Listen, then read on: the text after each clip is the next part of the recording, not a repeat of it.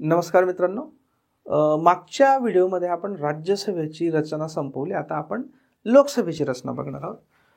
लोकसभेमध्ये कमाल किंवा जास्तीत जास्त म्हणजे मॅक्सिमम किती सदस्य असू शकतात किंवा किती प्रतिनिधी असू शकतात, तर ते आहेत 552. आता 552 की 550 हा एक मोठा कन्फ्युजनचा इश्यू असतो विद्यार्थ्यांमध्ये. तो मी पुढे क्लिअर करेलच. ओके, त्याच्यापैकी राज्यांमधून जास्तीत जास्त निवडून येतात ते 530, केंद्रशासित प्रदेशांमधनं येतात 20, आणि जर राष्ट्रपतींना असं वाटत असेल की अँग्लो इंडियन समाजाला किंवा समुदायाला लोकसभेमध्ये पुरेसं प्रतिनिधित्व मिळालेलं नसेल, तर राष्ट्रपती अँग्लो इंडियन समुदायातील 2 व्यक्तींची निवडणूक म्हणजे नॉमिनेशन करू शकतात, म्हणजे 2. ओके, सो 552चं बायफर्केशन कसं? राज्यांमधनं 530, केंद्रशासित प्रदेशांमधनं 20, आणि अँग्लो इंडियन समाजाला प्रतिनिधित्व मिळालं नाही असं वाटत असेल तर ऑप्शनल आहे, हे कंपल्सरी नाही आहे 2. ओके, तर 2 असं मिळून मॅक्सिमम होऊ शकतात 552. राईट. आता आपण सायमल्टेनियस करणार आहोत. राज्यसभेमध्ये किती होते? मॅक्सिमम 250, लोकसभेमध्ये 552. ओके, आता नुकतीच 104वी घटनादुरुस्ती झालेली आहे,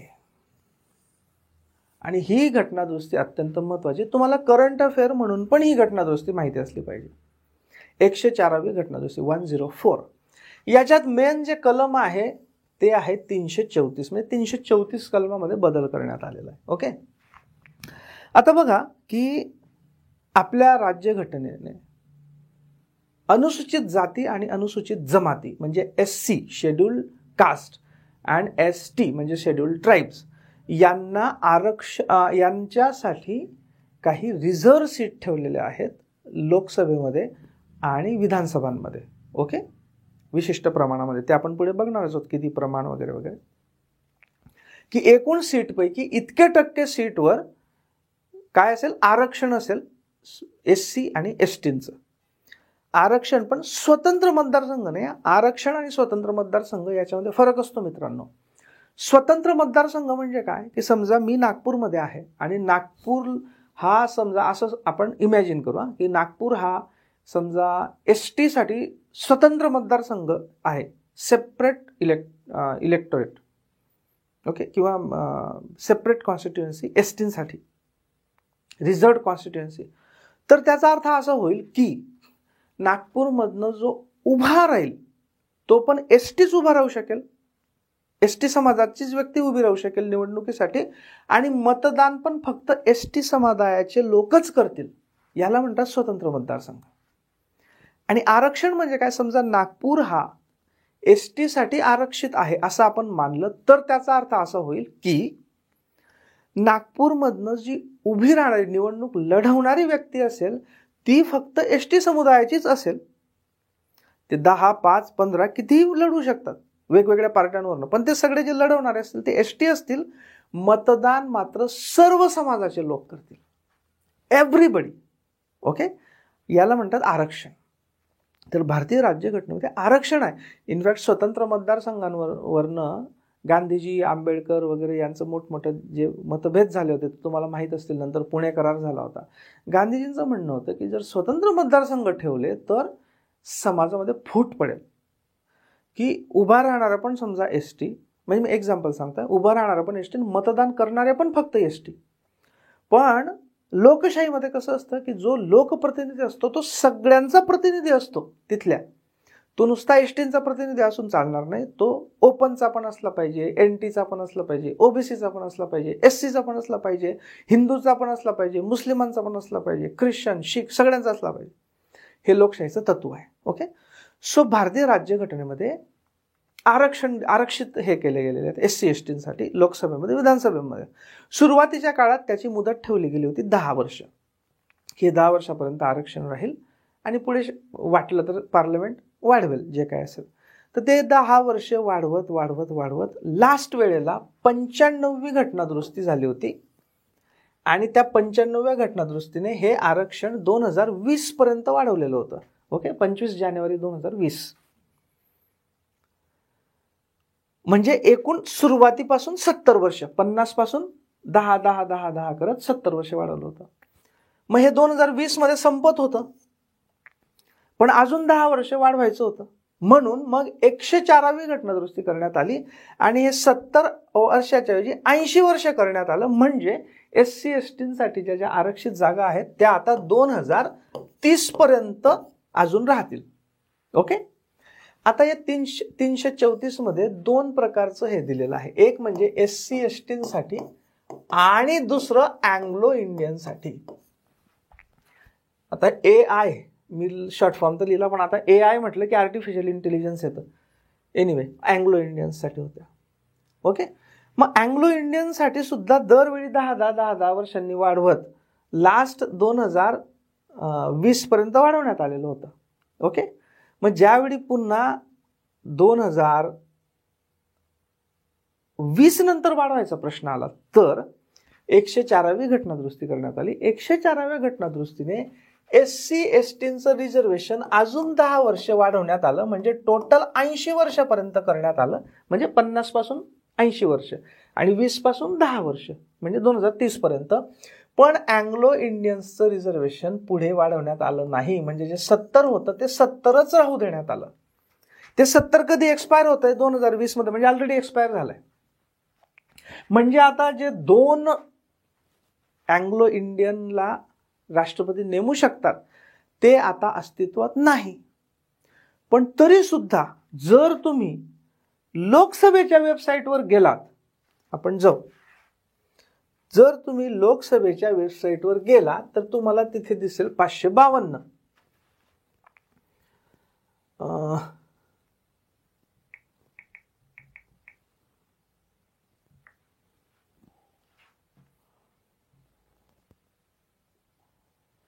हे बघा, ही लोकसभेची ऑफिशियल वेबसाईट आहे. इथे बघा 552 आकडा तुम्हाला दिसतोय. हा बघा, हा इथे 552 आकडा आहे. Right. The maximum strength of the house envisaged by the constitution is 552. आता कॉन्स्टिट्यूशन तर बदललेली आहे, मग 552 कशासाठी? तर त्याचं एक पॉसिबल रिझन हे आहे की हे जे 2020 नंतर पुढे वाढवण्यात आलेलं नाही, त्याच्या पुढे असं लिहिलेलं आहे की हे जे आरक्षण आहे ते सध्या अस्तित्वात असलेली जी लोकसभा आहे आणि सध्या अस्तित्वात असलेल्या ज्या विधानसभा आहेत त्यांच्यामध्ये ते असेल तर राहू दिलं जाईल. त्या एक्झिस्टिंग अस्तित्वात असलेली लोकसभा किंवा विधानसभा जेव्हा विसर्जित होतील तेव्हा हे रद्द होईल. म्हणजे असं की 20 पासून रद्द तर झालं अँग्लो इंडियन्सचं, पण समजा 20 मध्ये ऑलरेडी लोकसभा अस्तित्वात आहे. मागच्या लोकसभेचं कार्यकाल किती आहे बघा, कार्यकाल आहे 2019 ते 24. करेक्ट, 2019 ते 24 आहे कार्यकाल. म्हणजे ज्यावेळी ही घटनादुरुस्ती करण्यात आली 104वी, त्यावेळी ही लोकसभा अस्तित्वात आहे. या लोकसभेमध्ये जे तरतूद आहे 2 अँग्लो इंडियन्सची ती राहील. जेव्हा ही 2024 मध्ये ही एक्झिस्टिंग लोकसभा विसर्जित होईल त्यावेळी मात्र हे निघून जाईल. ओके, म्हणजे ज्यावेळी 2024च्या निवडणुका होऊन नंतर नवीन लोकसभा तयार होईल ना, त्यावेळी तिथे बरोबर 550 होईल. कारण ही या 104व्या घटनाच्या दुरुस्तीच्या वेळी ही लोकसभा अस्तित्वात होती, तिथे राहील. ही संपल्यावर मात्र नाही राहणार. म्हणजे 2024च्या निवडणुकांनंतर इट इज एक्सपेक्टेड की त्या लोकसभेच्या वेबसाईटवर पण 552चं 550. ओके, त्याच्यामुळे याच्यावर जर मधल्या काळात काही प्रश्न आला तर तो प्रश्न फार केअरफुली वाचणं गरजेचं आहे. ओके, की 552 आणि 550 अशी दोन्ही जर उत्तरं असली तर तुम्हाला प्रश्न नेमका काय आहे ते समजून घ्यावं लागेल. Okay, right. तर ही 104वी घटनादुरुस्ती लक्षात ठेवा. ओके, कारण ती करंट अफेअर्सचा भाग म्हणून सुद्धा येऊ शकते. ओके, हे झालं मॅक्सिमम. सो आता जर म्हटलं तर मॅक्सिमम असतील 550, त्याच्यातले 530 हे राज्यांचे आणि 20 हे केंद्रशासित प्रदेशांचे. Okay, right. आता सध्या काय सिच्युएशन आहे? सध्या सिच्युएशन अशी आहे की लोकसभेतील सध्या प्रतिनिधींची संख्या आहे 545. 550 हे मॅक्सिमम दिलेलं आहे, तेवढेच पाहिजेत असं नाही, मॅक्सिमम 550. सध्या किती आहे? 545 आहेत. त्याच्यापैकी राज्यांमधून येणारे आहेत 524 आणि केंद्रशासित प्रदेशांमधून येणारे आहेत 19. आणि अँग्लो इंडियन 2 आहेत, पण ते आता 2020 पासून नष्ट झालंय. हे 2 नसतील. सध्याची लोकसभा 2024 मध्ये विसर्जित झाली की त्याच्यात पण येणार नाहीत. ओके, सो आता काय असेल? 524 आणि 19, म्हणजे टोटल ही 545 ची किती होऊन जाईल नंतर? 2024 नंतर 543 होऊन जाईल, कारण हे 2 जातील. क्लिअर? राईट. नाव निवडणूक पद्धत काय? म्हणजे हे जे लोकसभेमध्ये निवडून येतात हे कसे निवडून येतात? तर राज्यांमधून निवडून येणारे जे प्रतिनिधी असतात ते प्रत्यक्ष निवडणुकीने निवडून येतात. राज्यसभेमध्ये कोणती निवडणूक होती? अप्रत्यक्ष. इथे काय आहे? प्रत्यक्ष. लक्षात ठेवा. आणि निवडणुकीची पद्धत काय? युनिव्हर्सल ॲडल्ट फ्रँचाईज, म्हणजे सार्वत्रिक प्रौढ मतदान पद्धती. Universal adult franchise. राज्यसभेमध्ये कोणती होती? Proportional representation by single transferable vote. इथे कोणती आहे? युनिव्हर्सल ॲडल्ट फ्रँचाईज, सार्वत्रिक प्रौढ मतदान. सार्वत्रिक म्हणजे काय? सार्वत्रिक म्हणजे तो हिंदू असो, मुस्लिम असो, व्यापारी असो, नोकरशाह असो, टीचर असो, महिला असो, पुरुष असो, काही असो, जो मतदार आहे त्याला धर्म, जात, पंथ, इन्कम, श्रीमंत, गरीब कुठलेही कंडिशन लागणार नाहीत. त्याला म्हणतो आपण सार्वत्रिक, युनिव्हर्सल. आणि प्रौढ याचा अर्थ काय? प्रौढ याचा अर्थ त्याने वयाची 18 वर्षे पूर्ण केलेली असली पाहिजेत. किती? 18 वर्षे, त्याला म्हणायचं प्रौढ. आणि मग हा फ्रँचाईज हा वर्ड कुठून आला? खरं तर आपण बघितलं ना, फ्रँचाईज अमुक एक कंपनीची फ्रँचाईज मला मिळाली वगैरे वगैरे. तर हा फ्रँचाईज आहे, याचं आहे मूळ फ्रँक हा शब्द आहे फ्रेंच मधला. त्या फ्रँक त्याचा अर्थ आहे फ्री, म्हणजे फ्री मतदान करणे या अर्थाने. ओके, ठीक आहे. सो 18 वर्ष पूर्ण केलेल्या प्रत्येकाला मतदानाचा अधिकार आहे. साधारणतः ज्या वर्षामध्ये मतदार याद्या अद्ययावत केल्या जातात, म्हणजे रिव्हिजन ऑफ इलेक्टोरल रोल होतं, त्या वर्षाच्या 1 जानेवारीला हे चेक केलं जातं की तुम्ही 18 वर्षाचे असाल तर तुम्हाला मतदार यादीत नाव टाकून घेता येतं. मात्र ती व्यक्ती राज्यघटनेत नमूद केलेल्या किंवा इतर कोणत्याही कायद्यात नमूद केलेल्या अटीनुसार अपात्र नसली पाहिजे. काही अपात्रतेच्या अटी दिलेल्या आहेत, त्या आपण मतदारांच्या अटी बघणार आहोत नंतरच्या लेक्चरमध्ये, त्यावेळी बघू. तर काही अटी दिलेल्या आहेत कॉन्स्टिट्यूशनमध्येच, राज्यघटनेमध्येच, आणि काही अटी बाकीच्या जसं पीपल रिप्रेझेंटेशन ऍक्ट वगैरे आहे त्या ऍक्टमध्ये दिलेल्या आहेत. तर राज्यघटनेत दिलेल्या अटी, इतर कायद्यांमध्ये दिलेल्या अटी, याच्यातल्या कुठल्याही अटींनुसार तो अपात्र नसला पाहिजे.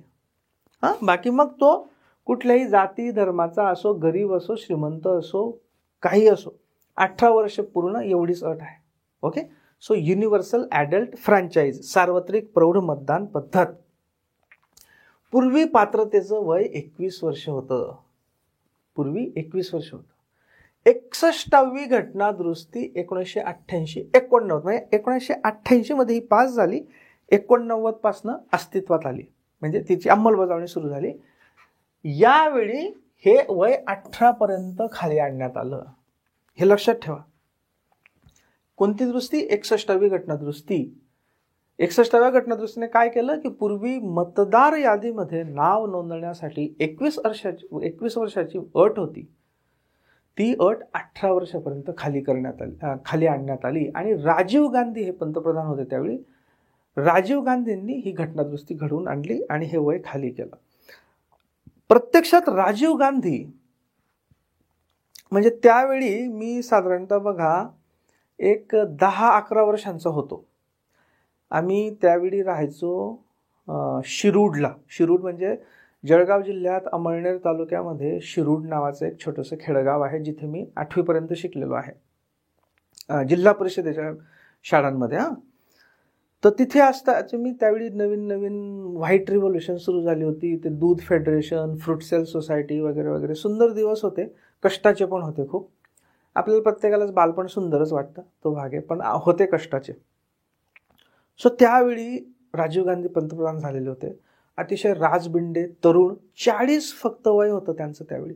इंदिरा गांधींचं 84मध्ये हे झालं होतं, हत्या झाली होती इंदिरा गांधींनी ते जे पंजाबमधला दहशतवाद मोडून काढला होता. अमृतसरमध्ये सुवर्ण मंदिरामध्ये ऑपरेशन ब्लू स्टार राबवलं होतं आणि तो कायमचा समूळ नष्ट झाला होता त्यावेळेचा पंजाबमधला दहशतवाद. तर इंदिरा गांधीजींची हत्या झाली आणि राजीव गांधी पंतप्रधान झाले. केवळ 40 वर्षाचे होते आणि खऱ्या अर्थाने तरुणांच्या प्रती त्यांचं फार हे आकर्षण, कारण ते स्वतःच तरुण होते मुद्दाम. तर त्यांनी बाकीच्या अनेक गोष्टी पॉझिटिव्ह निगेटिव्ह असतील, तरुणांसाठी त्यांनी फार फोकस्ड पद्धतीने काम केलं, महत्त्वाचं काम केलं, अत्यंत कमी याच्यामध्ये. कारण नंतर परत 89मध्ये त्यांची हत्या झाली आणि तो जो काळ होता हा 85 ते 90चा काळ हा फार क्रुशियल होता. कारण त्यावेळी जगामध्ये एक फार मोठी उलथापालथ होत होती. कोणती उलथापालथ होत होती माहिती आहे का? दुसऱ्या महायुद्धाच्या अंतापासून म्हणजे 1950च्या आसपासपासून तर 85 ते 90 पर्यंतच्या काळात शीतयुद्ध चालू होतं. एकीकडे रशिया, म्हणजे त्यावेळेचं त्याला USSR म्हणायचे, आणि दुसरीकडे कोण? अमेरिका. त्या शीतयुद्धाच्या याच्यामध्ये अनेक जे छोटे मोठे देश होते ते भरडून निघत होते, कारण प्रत्येक जण छोट्या देशांना आपल्या याच्या गटामध्ये घ्यायचं, हे करायचं. साधारणतः 85 ऑनवर्ड्स रशियामध्ये फार मोठी उलथापालथ सुरू झाली आणि तुम्हाला माहीतच आहे की 89-90मध्ये तर रशियातली कम्युनिस्ट राजवट पूर्ण नष्ट झाली, रशियाचे तुकडे तुकडे झाले. तर हा ट्रान्झिशन पिरियड होता. आणि मग जे रशियाच्या याच्यातले लोक देश होते त्यांना अमेरिका पण थोडं थोडं मोकळं हे देत होती. त्या